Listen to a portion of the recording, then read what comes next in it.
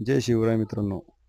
आजचे आपले काम जामनेर तालुक्यातील बेटावत गावामध्ये. तुम्हाला समोर दिसत आहे की कशा प्रकारे टाकीला रंग दिलेला आहे व कशा प्रकारे पेंटिंग काढलेली आहे. तर हे पेंटिंग काढण्यामागचं कारण असं आहे की पूर्वीचा जो काळ होता त्या काळामध्ये लोक नदीवरून पाणी भरायचे. काळानुसार इतका बदल झाला की गावोगावी टँकर यायला लागले. म्हणून आपण एक नदीचा प्रसंग दाखवला, एक टँकरचा प्रसंग दाखवला. पण बेटावत ग्रामपंचायतने बाजूचंच गाव म्हणजेच कापूसवाडी येथे खूप मोठं धरण आहे.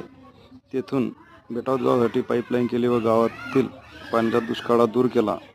चित्र आपण इथे घेतलं आहे.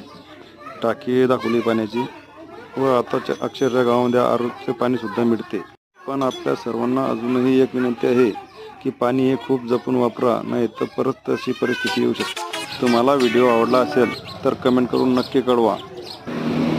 धन्यवाद.